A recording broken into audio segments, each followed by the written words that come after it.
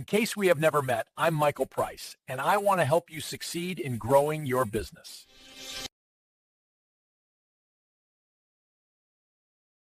Today is April 2nd, and I'm Nancy, your co-host. Welcome, I'm Michael Price, your host. You know, usually when we talk about a medical diagnosis, there's this expectation of precision, right? Like engineering.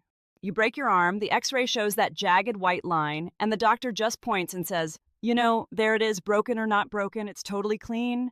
Yeah, we definitely like things to be visible, to be perfectly categorized. Exactly. But when a massive government system tries to diagnose human vulnerability, that x-ray machine just sort of shatters. It really does. So today we're looking at a single piece of paper, specifically a mortgage document called Form 1003, and we're going to see how changing literally one tiny checkbox on it is about to completely alter the financial trajectory of millions of veterans. It's a massive shift. It is. We are taking a custom-tailored deep dive into a piece of legislation known as the 21st Century Road to Housing Act, or HR 6644, which is currently heading to the president's desk as we speak. And, you know, while a stack of legislative notes might look like dry government bureaucracy on the surface. Totally dry. Right, but this is fundamentally a story about how systems measure human need. Our goal today is to demystify these mechanics. Yeah, we want to get into the weeds here. Exactly. We are going to extract the actionable insights that you can use if you, or perhaps a veteran, is currently navigating this massive system because, well, this legislation fundamentally rewrites the rules of veteran housing. From the initial steps of purchasing a home all the way down to the critical safety nets of rental assistance, right? That's exactly right. So I want to start right at the beginning with that piece of paper, because to understand the massive changes coming for renters, we first have to look at the people trying to buy a house. It's the logical starting point. Right, and that brings us to the Uniform Residential Loan Application, which the industry calls Form 1003. Now, this is a standard form pretty much everyone fills out when they want a mortgage, right? Exactly. It is essentially the universal starting line for home ownership, and the legislation we are examining today mandates a very specific change to this form. Just one change? Well, one major structural change. It explicitly requires a new question to be placed front and center, directly asking the applicant, are you a veteran? Which honestly sounds incredibly obvious. I mean, you would think that acknowledging military service would already be the very first thing a lender asks, considering all the massive federal benefits tied to it. You would certainly think so. But historically, there have been sections buried in the paperwork that touch on military service, but they were, frankly, very easy to gloss over. Okay, just hidden in the fine print. Precisely. So the goal of HR 6644 is to create immediate, unavoidable visibility for lenders right at the moment a veteran is seeking financing. They can't ignore it anymore. Right? The legislation is attempting to force the hand of lenders to acknowledge a veteran's potential eligibility for VA benefits at the very genesis of the home buying process. Okay, let's unpack this, because the reason this forced visibility is so necessary is to combat a systemic issue called steering. Yes. Steering is a massive problem. Let's dig into this, because this affects the bottom line for so many buyers. The experts we are reviewing today point out that just because a lender is, technically approved by the government to originate VA loans, it absolutely does not mean they are actually proficient at processing them. Right, and I think it is important to look at this without immediately assigning malice to the loan officers. Fair enough.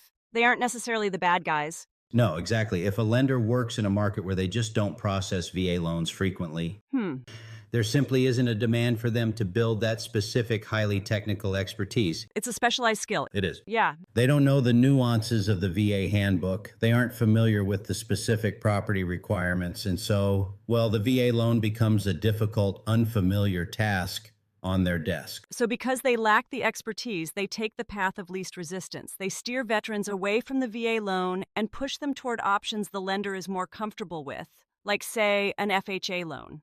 It's kind of like going to a restaurant and asking for a specific complex dish, and the waiter tells you it tastes terrible, but not because it's actually bad, but because the chef in the back simply doesn't know how to cook it. That is a highly accurate way to frame it. The lender discourages the product because of their own operational friction. But, and this is the key, the cost of that steering is completely absorbed by the veteran, and it is incredibly high. Wait, okay, let's back up for a second. For the listener who isn't completely fluent in mortgage products, let's do a quick breakdown here.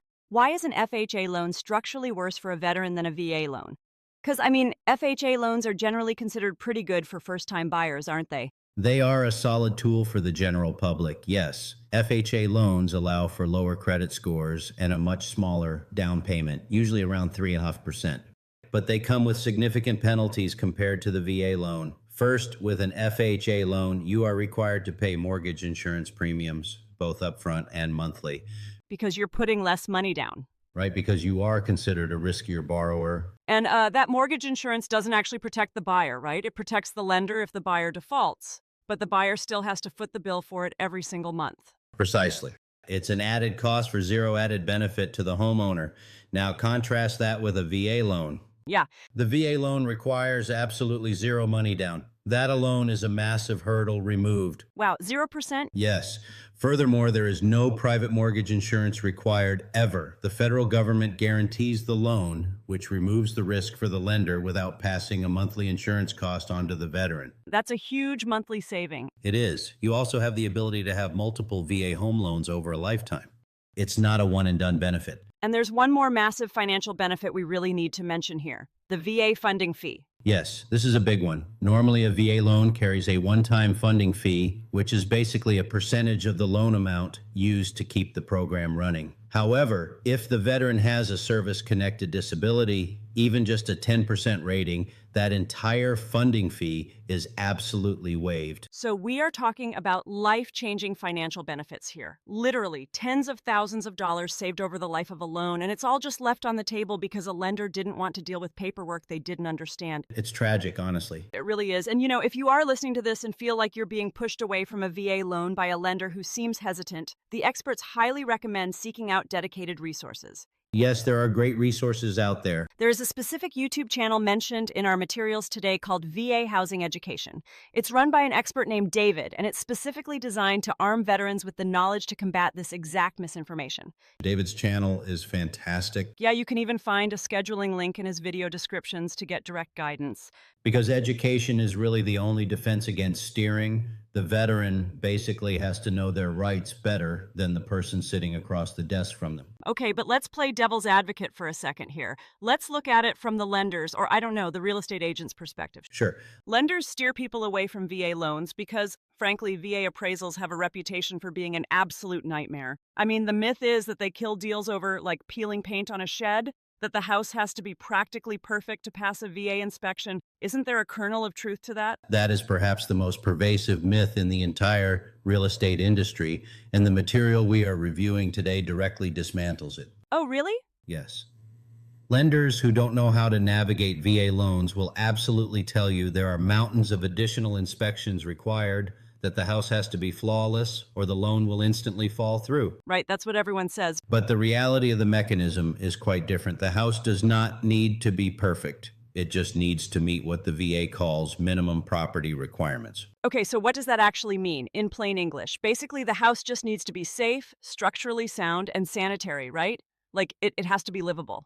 Exactly. The VA is guaranteeing this loan with taxpayer backing. They want to ensure the veteran is moving into a safe environment, not a money pit with a collapsing roof or dangerous electrical wiring. There is this incredible anecdote in the material that completely flips the script on the strict appraiser myth. It involves a buyer who was trying to close on a home right at the onset of the COVID-19 pandemic. Yes, the COVID weekend scenario. This perfectly illustrates the protective nature of the VA process. I love this part. In this specific case, the market was in an absolute frenzy. The real estate agent was incredibly adamant about not using a VA home loan. They pushed the buyer incredibly hard to use their preferred conventional lender. Probably because they wanted a faster, less scrutinized closing process in a super volatile market, right? Likely, yes. But the buyer only stuck with the VA loan because they literally could not afford a conventional down payment. They were essentially backed into a corner and had to use their VA benefit. And it turned out to be the thing that saved them. It did. Because they closed on the very weekend the COVID lockdowns began, they locked in a historically low interest rate. Oh, wow. Timing. Right. The reality set in that they were likely never going to move again. Giving up that rate would be financial suicide. This became a literal lifetime commitment for their family. Because of a rate. Exactly. And because they stuck to their guns and used the VA loan, the property was evaluated by independent VA appraiser. Now, this is the crucial part. The VA appraiser isn't working for the real estate agent, and they aren't working for the seller, and they certainly aren't working for the preferred lender. Correct. They are an independent party assigned by the VA to ensure the house is actually worth the hundreds of thousands of dollars the veteran is borrowing. The appraiser acts as a structural safeguard. In that COVID scenario, the appraiser flagged issues this fast-moving preferred lender process would have just glossed over. They would have totally missed it.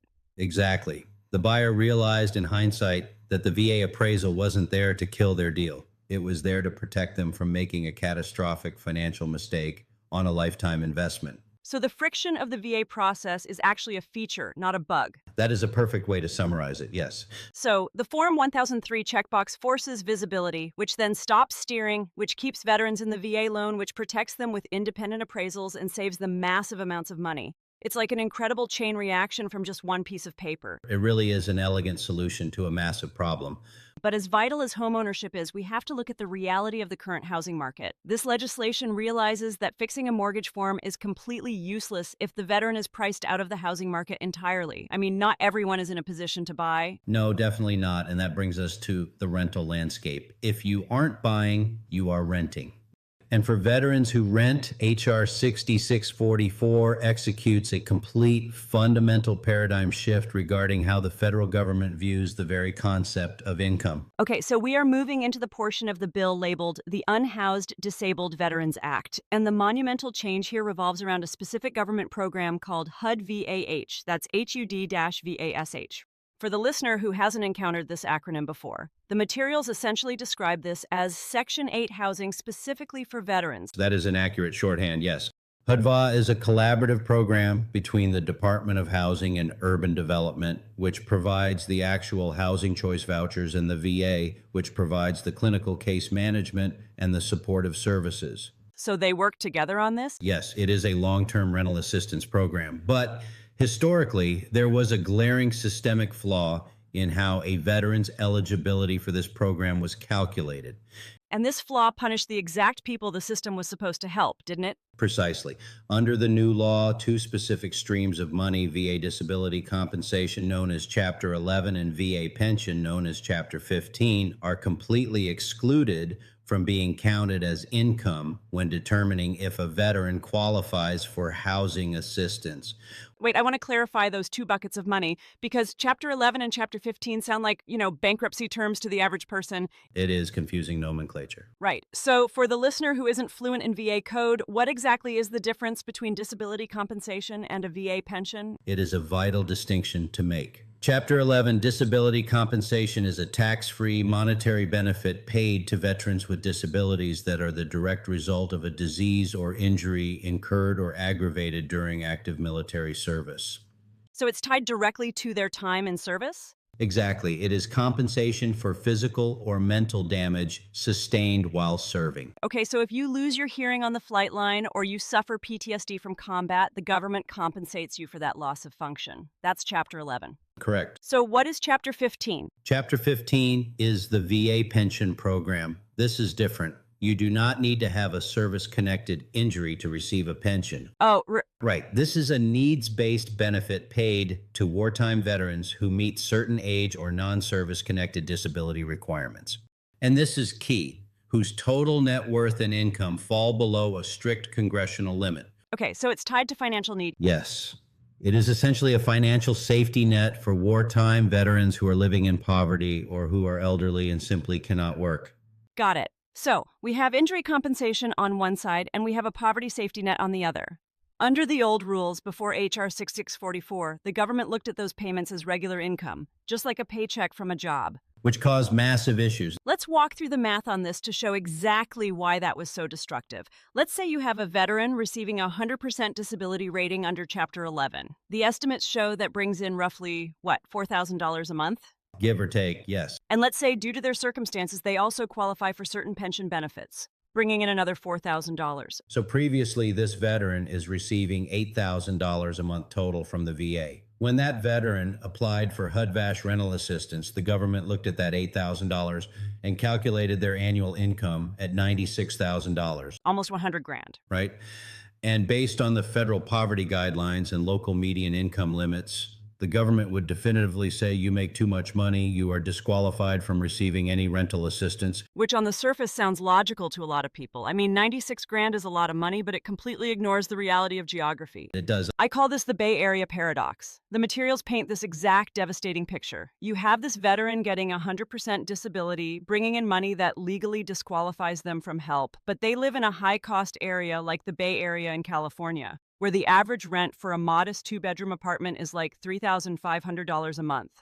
And if this veteran has a spouse and two children, that two-bedroom apartment is the absolute minimum space they need to function. If rent is $3,500 and we factor in utilities, food for 4 people, transportation, and medical incidentals in literally one of the most expensive regions on earth, that VA income is rapidly depleted. It's a total mathematical trap. Their income wasn't nearly enough to actually survive and keep a roof over their families' heads in their current environment, but it was just high enough to disqualify them from getting the federal help that would prevent them from becoming homeless. They were completely trapped in the middle. And this bill fixes that exact gap? It does. The hidden mechanism here is the complete inversion of how poverty is legally defined for these individuals. How so? Now, under the 21st Century Road to Housing Act, the government looks at that exact same veteran receiving that exact same $8,000 a month in VA compensation and pension, and for the strict purposes of HUD-VHH eligibility, they treat that veteran as having exactly $0 in countable income. Wait, really? So they just zero out $8,000 of real liquid cash? That is massive. It is a total legislative override. By defining their countable income as zero, the HUD-VHH program can now step in and treat them as someone with extreme financial need. The program can issue a voucher that subsidizes a massive portion of their rent, sometimes covering 80% to 100% of the cost, depending on the specific local housing authority rules. That completely changes the game. And the materials note that this exclusion extends to employed veterans as well, which is fascinating. It is a huge relief for many. Right, because a veteran can work a full-time job. The example given is pumping gas 40 hours a week for $16 an hour in California and still qualify. Because their disability and pension are no longer counted, only their wages from the gas station count toward the local income limits. Right? And if those gas station wages fall below the paucity threshold for their specific county, they get the voucher. It allows a disabled veteran to attempt to work, to integrate into the economy without the constant fear that earning a meager hourly wage will suddenly strip away their housing assistance. Okay, but I'm going to play devil's advocate again here because I can practically hear the pushback from a listener right now. Sure. If a veteran is pulling in $8,000 a month, tax-free from the VA, and now they legally have, quote-unquote, zero income, why does the government need to step in and pay 100% of their rent? Doesn't this open the floodgates? That is a very common concern. Couldn't this allow people who don't truly need free rent to take advantage of the system, draining resources from people who have literally nothing? That is the most common and frankly rational critique of this legislative change, and the source materials address this reality head on. Okay, how do they justify it? It requires us to separate legal eligibility from actual resource allocation. The legislation explicitly opens up the gateway to eligibility on paper. Okay. It vastly expands the pool of veterans who legally meet the criteria. But, and this is a highly critical distinction, qualifying on paper does not guarantee a voucher for everyone who applies. Right, because vouchers aren't just infinite magical tickets sitting in a vault in Washington, D.C. waiting to be printed. Exactly. This brings us face to face with the stark reality of supply and demand in federal assistance. To understand why the veteran making $8,000 won't necessarily get a voucher just because they now qualify, we have to look at how these vouchers are physically counted, requested, and distributed to local counties. The logistics of it. Yes, the federal government does not just guess how many vouchers a city needs. They rely on local data. So how does a county actually prove to the federal government that they need a certain number of vouchers? The materials say this entire massive allocation hinges on a metric called the PIT count. Yes, the point-in-time count. This is essentially an annual census of the local homeless population, specifically tracking homeless veterans. It is the data engine that drives the funding.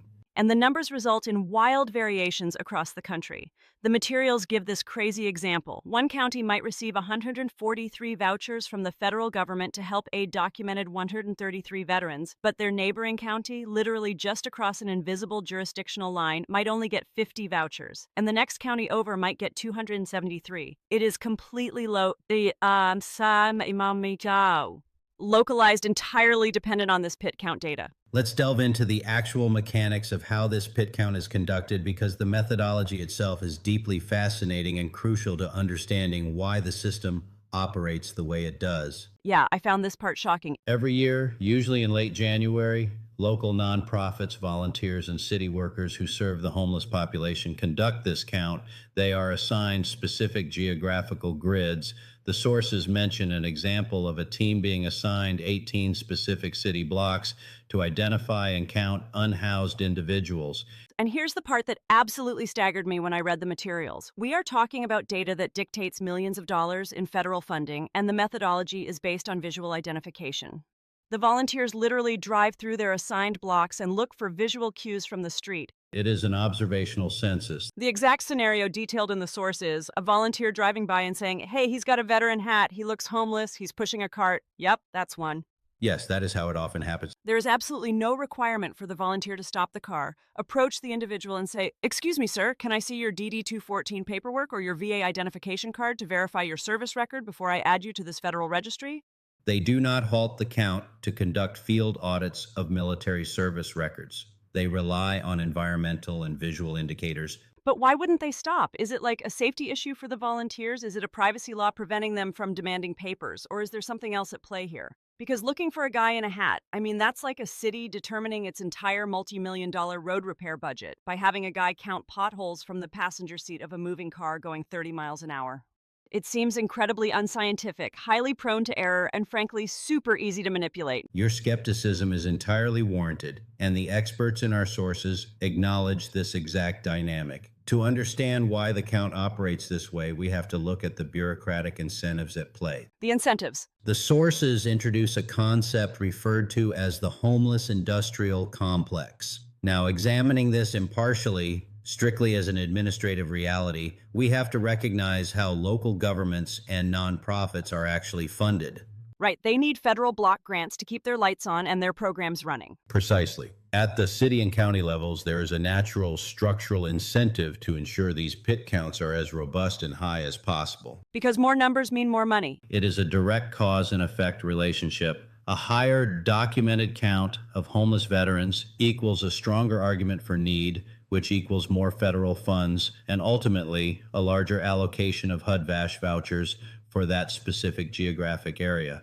And I want to be clear here. The sources are very careful to say they aren't claiming the numbers are maliciously or fraudulently inflated. No, they aren't saying that. Right, they aren't saying volunteers are making up phantom veterans. But there is an intense systemic focus on making sure the net is cast as wide as possible, that they capture absolutely everyone who might be a veteran. Yes. Because the survival of local funding depends heavily on those numbers not shrinking. If they stop the car and demand a DD-214 from a guy who lost all his paperwork in the rain, they lose that count. The broader the net, the larger the allocation. But here is the critical bottleneck created by the passage of the 21st Century Road to Housing Act. The bottleneck. We have established that H.R. 6644 completely changes the income limits, allowing vastly more veterans to qualify for HUD-VASH. However, even if a county conducts a pit count and reports a massive surge in need, this new legislation does not automatically authorize the Treasury to print a bunch of new money and create more physical vouchers. Wow, okay, I think I see the collision coming here. The legislation only increases the number of people who are now eligible to stand in line for the existing limited finite pool of vouchers that the county already has. So we have a massive traffic jam. We have a huge new pool of eligible veterans because we just zeroed out their disability income. But we have the exact same tiny puddle of actual physical vouchers to hand out.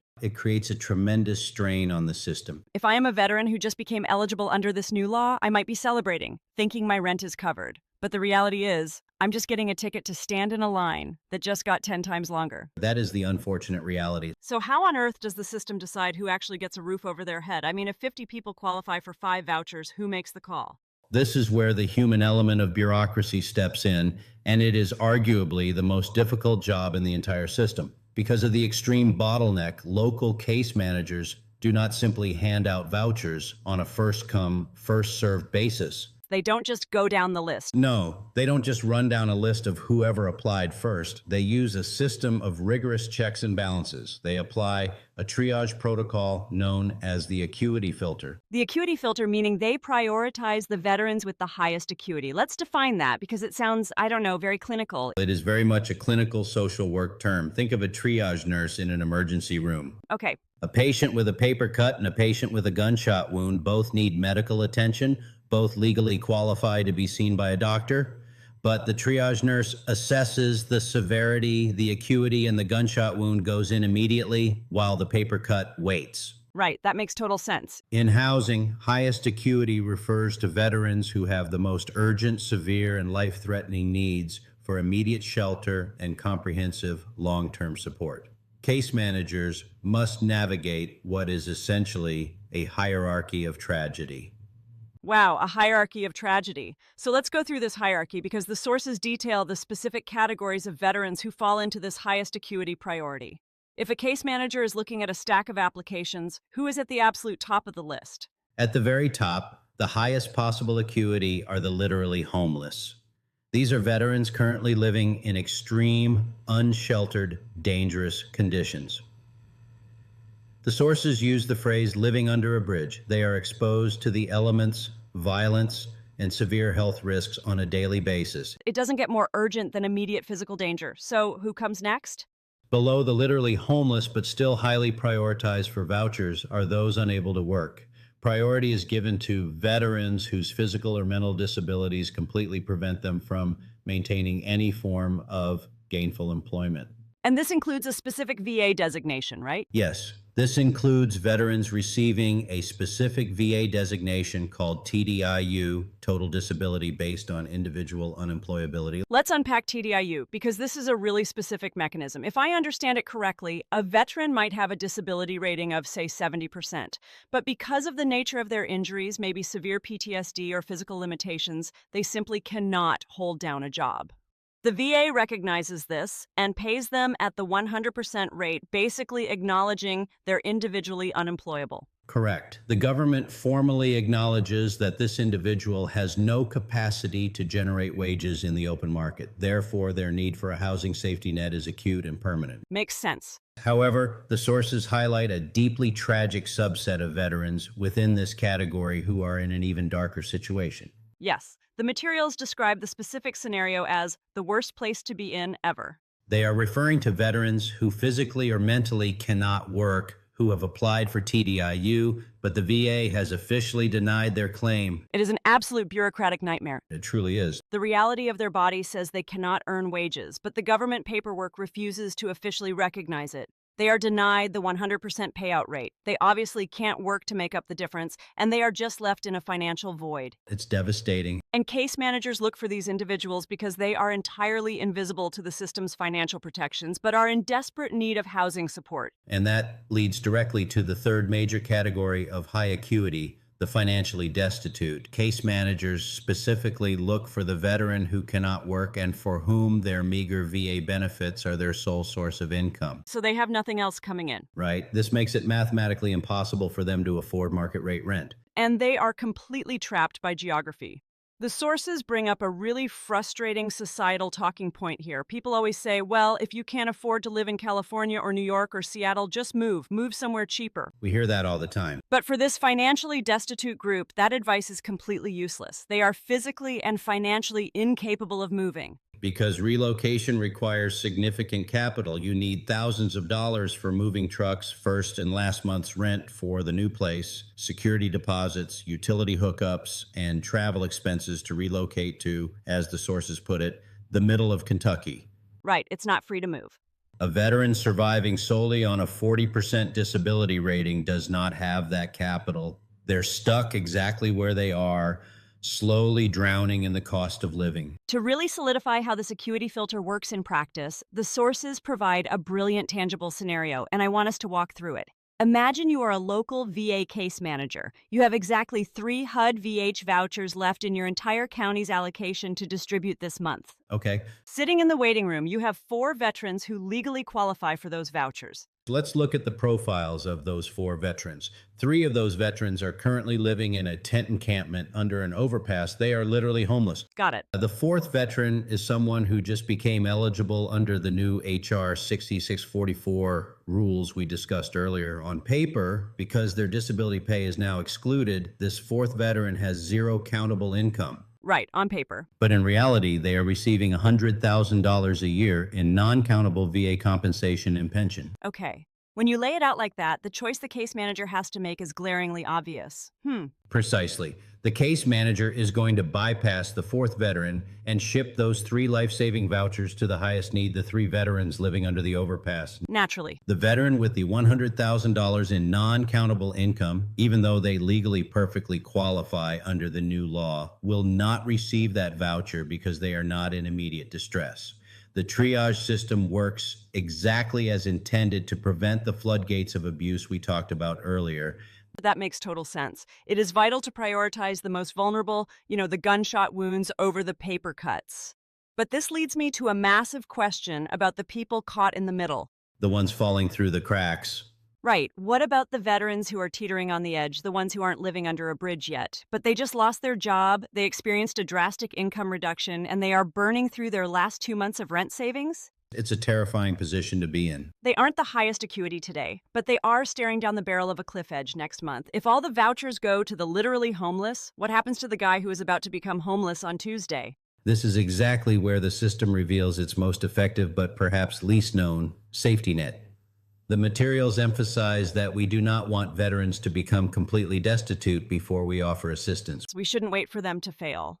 Right? For the veterans who, as the sources say, see the writing on the wall, there is a crucial stepping stone that works in tandem with HUD-VASH. It is a program that intercepts them before they fall off the cliff. And this brings us to the ultimate synergy detailed in our deep dive today. We've talked a lot about HUD-VASH paying the monthly rent, but as anyone who has ever signed a lease knows, housing isn't just about making your monthly payment. No, not at all. It's the massive wall of upfront costs required just to get the keys in your hand.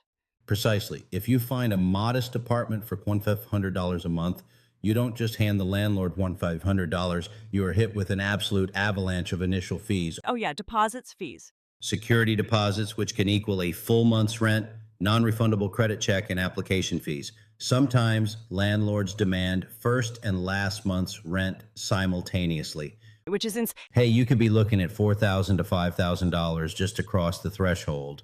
For a veteran on a fixed income or one who just lost their primary job, that initial financial hurdle is insurmountable, even if a HUD-VASH voucher could technically cover the $1,500 monthly rent going forward. right, because the voucher doesn't pay the deposit. It doesn't. So how do they get over that wall? If HUD-VASH is just the monthly rent, where does the initial thousands of dollars actually come from? Through an entirely different program called SSVF, Supported Services for Veteran Families. SSVF? Yes. SSVF operates differently than HUD-VASH. It is not a permanent monthly subsidy. It provides critical rapid response grant funding designed specifically to cover those immediate upfront logistical costs of securing or maintaining a home.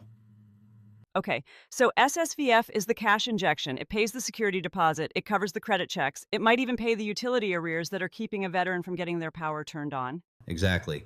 And the sources emphasize that the case management teams for SSVF and HUD-VASH work very nicely together. They are distinct programs, but they are deeply intertwined. That's great. By synergizing the upfront power of SSVF and the long-term stability of HUD-VASH, case managers achieve the holy grail of housing assistance, getting a veteran into stable, permanent housing with, quote, no money out of their pocket.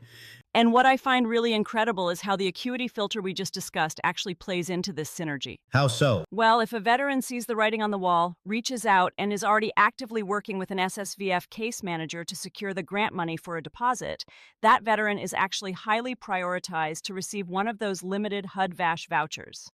Yes, because the system recognizes an opportunity for a permanent win. The SSVF case manager essentially advocates for the veteran, saying, look, I have cleared the initial hurdles, I have the deposit, I have the willing landlord. If you give this veteran a HUD-VASH voucher for the monthly rent, we guarantee a successful, immediate transition into permanent housing. It's a sure thing for the case manager. Exactly. The system allocates the long-term voucher to complete the rescue because the groundwork is already laid. Let's use an analogy to really lock this in. If securing housing is like building a brick wall, SSVF is the bulldozer. I like that. It clears the land, it levels the ground, and it pours the massive, expensive concrete foundation, getting past all those initial barriers. HUD-VASH is the mortar. It's the consistent, necessary element that keeps the bricks in place month after month, year after year. All right, that's a great way to visualize it. You can't build the wall without the foundation, and it won't stand long-term without the mortar. You absolutely need both. They address fundamentally different aspects of financial vulnerability, the acute shock of upfront costs versus the chronic strain of monthly expenses to create a comprehensive, unbroken path to stability. And I want to pause here and speak directly to you, the listener, because the materials we review today aren't just academic. They provide incredibly clear, actionable advice for anyone caught in this web. Very actionable. If you are a veteran or you know a veteran who is at risk, if you see the writing on the wall, a looming job loss, a medical bill that just wiped out your savings, do not wait until you are unhoused. Do not let pride force you to hold it all in and try to deal with it alone until the eviction notice is literally on the door. The explicit guidance from the experts is to be proactive. Search Google for SSVF, Supported Services Veterans Families, to find a nonprofit provider operating in your specific local area. Right, look them up locally. These are community-based organizations funded by the VA specifically to answer this call. Reach out to them, start the conversation immediately. Even if you think you only need help on a temporary basis, maybe just 1 month's rent while you secure a new job, these resources exist for this exact moment. SSVF can be the safety net that catches you before you fall off the cliff into the realm of the literally homeless. From a purely systemic perspective, it is vastly easier, cheaper, and less traumatic for the system to stabilize a veteran who is at risk of losing their home than it is to medically and socially rescue a veteran who has already been forced onto the streets. Exactly. Early intervention is the entire point of SSVF. Okay, let's take a breath and look back at the massive journey we've just taken through this legislation. We started with a simple checkbox on a Form 1003 mortgage application. Just a little box. A seemingly minor bureaucratic tweak designed to stop loan officers from steering veterans away from the protective money-saving benefits of a VA home loan. And we journeyed all the way down to a profound paradigm-shifting redefinition of how the federal government calculates poverty and need. It's a lot of ground to cover. By legally excluding VA disability and pension from income calculations, the 21st Century Road to Housing Act fundamentally rewrites the rules of who's allowed to ask for help. And we explore the complex mechanics of how that help is actually distributed, from the localized visual methodology of the PIT count to the heartbreaking but necessary triage of the acuity filter used by local case managers. It's a tough system. It is. We saw how the system forces difficult choices when eligibility expands, but resources remain static. It really highlights why looking deeply into these systems matters. Whether you are a veteran, whether you know a veteran, or if you simply care about how society treats its most vulnerable members, understanding the hidden mechanics of these laws is crucial. It's about visibility. The difference between a veteran getting pushed into a terrible FHA loan or a veteran being told they make too much money to survive in California versus a veteran getting synergized SSVF and HUD-VA support. That difference isn't just dry policy debate. It's the difference between a system that fails and a system that literally saves lives. And as we conclude our analysis today, I want to leave you with a final thought to mull over. We've seen how redefining income for veterans completely shifts who gets access to life-saving housing. By passing this act, society recognized that compensation for a physical injury or a baseline pension for wartime service should not be weaponized against someone when they need a roof over their head. All right. It makes you wonder if this exclusion of fixed disability and pension income is the most accurate, humane way to measure true financial vulnerability for our veterans. Shouldn't we be asking how the rest of our societal safety nets are defining need for everyone else? That is a massive question to ponder, because when that metaphorical X-ray machine of bureaucracy shatters, it's not just veterans standing in the dark waiting for a diagnosis. Thank you so much for joining us on this deep dive. Take care of yourselves, and we'll see you next time. A special thank you to MarketUS.com for furnishing us this information. You can reach them at marketus.com or call them at 954-636-3232. Before we go, this deep dive was created by the marketus.com team. Let us know your thoughts in the comments below. It's right below the subscribe link. If you found this video helpful, please consider donating to helpallvets.org. Thank you.